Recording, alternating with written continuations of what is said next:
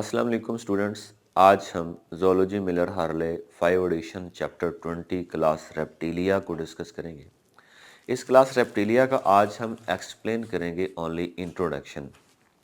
Students, अगर हम class reptilia की बात करें तो ये वो क्लास है जिसमें हमारे पास क्रोकोडाइल्स, डायनासोर्स, उसके बाद लिजर्ड्स, रिंकोसेफेला वगैरह, टर्टल्स, ये सारी चीज़ें आती हैं। ये सारी चीज़ें इस क्लास में तो आती हैं, लेकिन फर्दर इनको आगे 4 ऑर्डर्स में डिवाइड किया गया है। अब हम देखते हैं कि इसके 4 ऑर्डर्स कौन से हैं और हर ऑर्डर में कौन कौन से एनिमल्स एग्जिस्ट करते हैं। इनमें स्टूडेंट सबसे पहला हमारे पास जो ऑर्डर है उसका नाम है ऑर्डर टेस्टोडाइन्स। अगर हम इस ऑर्डर की बात करें तो इसमें हमारे पास जो एनिमल्स हैं वो हमारे पास आते हैं टर्टल्स। दूसरा हमारे पास ऑर्डर है स्टूडेंट्स रिंकोसिफेला, जिसमें हमारे पास एनिमल आता है सिफेनोडोन पंक्टेटस। उसके बाद नेक्स्ट हमारे पास ऑर्डर है ऑर्डर स्क्वामेटा। इसमें स्टूडेंट्स हमारे पास लिजर्ड्स भी आती हैं, इसी ऑर्डर के अंदर हमारे पास स्नेक्स भी आते हैं और इसी में हमारे पास वर्म लिजर्ड्स भी आती हैं। इट मीन कि ऑर्डर स्क्वामेटा जो है इसके अंदर काफ़ी सारे एनिमल्स एग्जिस्ट करते हैं। नेक्स्ट स्टूडेंट्स हमारे पास है ऑर्डर क्रोकोडिलिया, जिसमें ओनली एलिगेटर्स और क्रोकोडाइल्स होते हैं। इनमें क्या फ़र्क होता है, इसको जब हम इनका ऑर्डर पढ़ेंगे तो इसको डिटेल से एक्सप्लेन करें। अब नेक्स्ट स्टूडेंट्स अगर हम बात करें तो एक्चुअली रेप्टाइल्स हमारे पास ऐसे एनिमल्स हैं जो एम्फीबियन से इवॉल्व हुए हैं। तो इसका मतलब ये है कि कुछ कैरेक्टर्स एडवांस हो गए रेप्टाइल्स के अंदर जो कि एम्फीबियंस के अंदर मौजूद नहीं थे, और उनमें बेसिक हमारे पास जो चीज़ है वो इनका शेल रखने वाला एग है जो कि एम्फीबियंस के अंदर मौजूद नहीं था। अब देखते हैं स्टूडेंट्स, वो कहता है कि मैनी रेप्टाइल्स हमारे पास ऐसे हैं जिनके अंदर अब बहुत सारी अडाप्टेशंस आ चुकी हैं, मतलब तब्दीलियां आ चुकी हैं। ये वो तब्दीलियां हैं जो इनसे पहले वाले एनिमल्स में मौजूद नहीं थी। That more from water to land, यानी कि ये ज़्यादा तब्दीलियां हैं, ये ज़्यादा अडाप्टेशन हैं जो वाटर वाले एनिमल्स में नहीं थी और ये लैंड वाले हैं तो इनमें ज़्यादा है। जैसा कि वो कहता है कि इनके अंदर गैसियस एक्सचेंज के लिए बहुत सारी चेंजेस हैं, मतलब एडवांस चेंजेस आई हैं कि ये इजीली गैसियस एक्सचेंज कर सकें। इनमें टेम्परेचर रेगुलेशन की ज़्यादा एडवांस चेंजेस आई हैं, अडॉप्टेशन आई हैं, और इनके अंदर एक्सक्रीशन के लिए भी इनका एक्सक्रीटरी सिस्टम ज़्यादा डेवलप हुआ है। ओस्मो रेगुलेशन इनके अंदर एडवांस है, एंड रिप्रोडक्शन की अगर हम बात करें तो वो भी जो वाटर वाले एनिमल्स हैं या फिर एम्फीबियंस हैं उनकी निस्बत इनमें एडवांस सिस्टम्स हैं। नेक्स्ट वर्ड्स अगर हम इसी क्लास रेप्टिलिया की बात करें, अब हम देखते हैं कि इसमें से और कौन कौन से एनिमल्स हैं जो इनसे इवॉल्व हुए, क्योंकि हम इनका इंट्रोडक्शन पढ़ रहे हैं। तो वो कहता है कि अगर हम क्लास रेप्टिलिया यानी कि रेप्टाइल्स की बात करें तो इन्हीं में से फर्दर एवोल्यूशन हुई है बर्ड्स की भी, और इन्हीं में से फर्दर एवोल्यूशन हुई है मैमल्स की। लेकिन वो कहता है कि अगर हम फर्स्ट वर्टिब्रेट्स की बात करें विद एमनियोटिक एग की तो वो ये रेप्टाइल ही थे। इससे पहले अगर फिशेज हैं तो डेफिनेटली उनके अंदर भी एग होता है, लेकिन उनके ऊपर प्रोटेक्टिव कवरिंग नहीं है। एम्फीबियंस के अंदर भी एग है, लेकिन उसके ऊपर भी प्रोटेक्टिव कवरिंग यानी शेल प्रेजेंट नहीं है। तो फर्स्ट शेल्ड एग रखने वाले हमारे पास जो एनिमल्स हैं ये रेप्टाइल्स हैं। अब हम देखते हैं कि ये जो एमनियोटिक एग है, मतलब शेल रखने वाला जो एग है या खास कवरिंग रखने वाला जो एग है, उसके इन एनिमल्स को कौन कौन से फवायद हैं। वो कहता है स्टूडेंट्स कि मेम्ब्रेन्स अगर हम बात करें ना एमनियोटिक एग की कौन कौन सी होती हैं और उनके फंक्शंस क्या हैं, तो सबसे पहले हम उनकी नीड को डिस्कस कर लेते हैं, उनकी ज़रूरत को डिस्कस कर लेते हैं। वो कहता है कि ये जो मेम्ब्रेन्स होती हैं ना एमनियोटिक एग की, ये एम्ब्रियो को प्रोटेक्ट करती हैं फ्रॉम डेजिकेशन। डेजिकेशन का मतलब होता है खुश्क होना। तो ये मेम्ब्रेन एम्ब्रियो को खुश्क होने से बचाती हैं, डेजिकेशन से बचाती हैं। अगर ये एग लैंड इन्वायरमेंट के ऊपर भी हो तो ये जो कवरिंग्स हैं वो एवापोरेशन ज़्यादा नहीं होने देती, जिससे वाटर लॉस नहीं होता और एग डेजिकेशन से बच जाता है। नेक्स्ट वो कहता है कुशन टू द एम्ब्रियो, ये एम्ब्रियो को सपोर्ट भी देती हैं, सहारा भी देती हैं।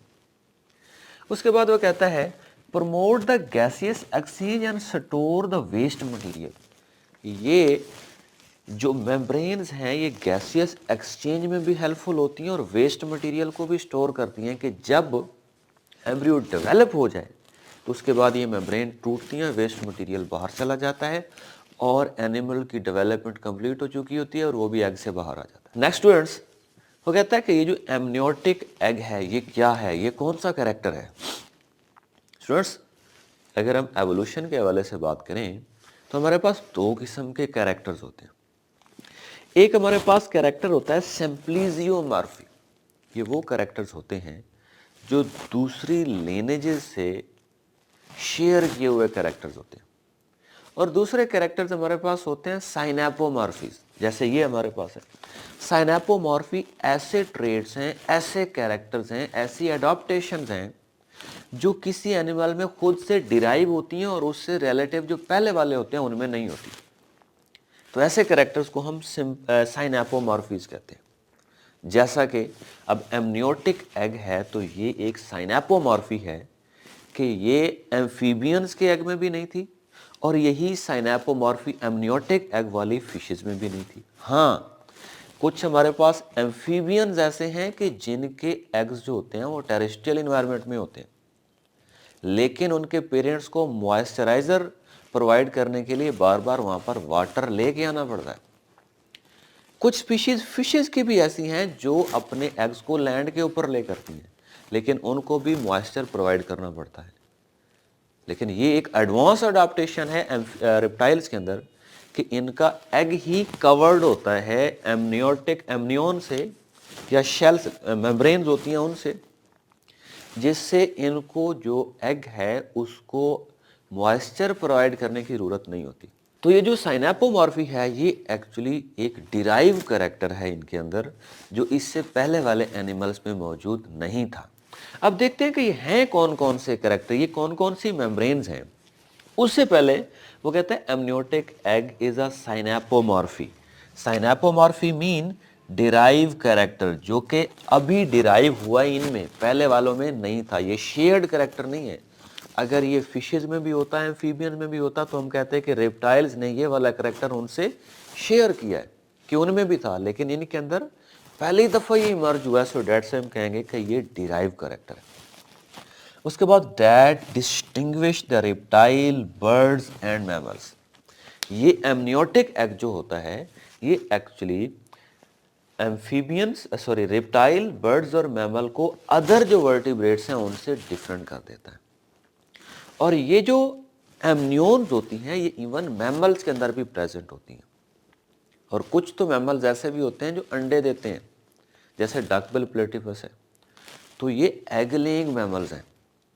नेक्स्ट स्टूडेंट्स, वो कहता है कि amniotic egg also cause the invasion of land, कि जो हमारे पास रेप्टाइल्स हैं इनकी लैंड के ऊपर इन्वेज करने की या पेनिट्रेट करने की या आ जाने का जो सबब है वो भी एमनियोटिक एग है। चूँकि ज़्यादा एमनियोन जो है इनके अंदर, जो कवरिंग है एग्स की, वो डेजिकेशन से बचाती है, इसलिए इनको ख़तरा नहीं है कि इनका एग ख़राब हो जाएगा और उससे बच्चे नहीं पैदा होंगे। इस वजह से इन्होंने लैंड के ऊपर ज़्यादा शिफ्ट किया। अब देखते हैं कि ये कौन सी एमनियोटिक एग की मेम्ब्रेन्स हैं जिनकी बुनियाद पर ये पूरी इनकी लैंड के ऊपर अडाप्टेशन है। स्टूडेंट्स, कंसिडर करते हैं कि ये हमारे पास कोई एक एग है। जाहिर सी बात है कि इसके बाहर शेल भी होगा, अगर वो बर्ड्स का है, अगर वो रेप्टाइल्स का है, इवन अगर कुछ मैमल्स का भी है। ये स्टूडेंट्स हमारे पास जो ऊपर वाली कवरिंग है इसे हम कहते हैं कोरियन। ये हमारे पास है कोरियन। ये एक्सटर्नल कवरिंग है जो डेजिकेशन से बचाती है। उसके बाद स्टूडेंट्स हमारे पास इस तरीके से यहां पर एक कवरिंग है। इस कवरिंग को हम कहते हैं एमनियोन। एमनियोन एमनियोन इस एमनियोन के अंदर स्टूडेंट्स हमारे पास यहां पर जो है वो एम्ब्रियो प्रेजेंट होता है। इसी के साथ यहां पर हमारे पास ये योग सैक है। योग सैक एक्चुअली जो यहां पर एम्ब्रियो है उसमें एग की जो योग है यहां से उसको फूड प्रोवाइड होता है, और फूड के मेटाबॉलिज्म में वेस्ट मटेरियल भी बनता है।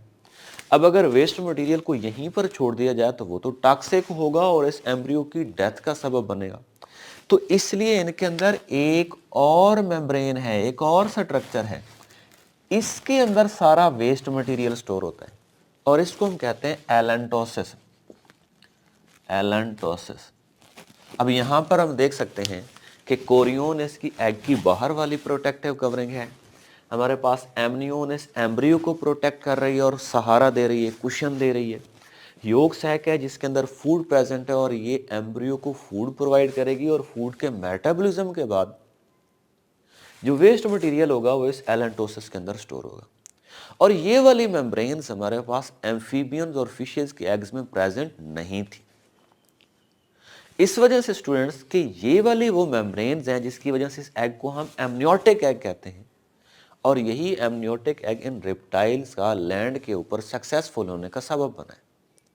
नेक्स्ट स्टूडेंट्स, हम ये जो हमारे पास रेप्टाइल्स हैं इनकी डिवीजन, इनकी क्लासिफिकेशन किस बेस पर की गई, हम उसको डिस्कस करेंगे।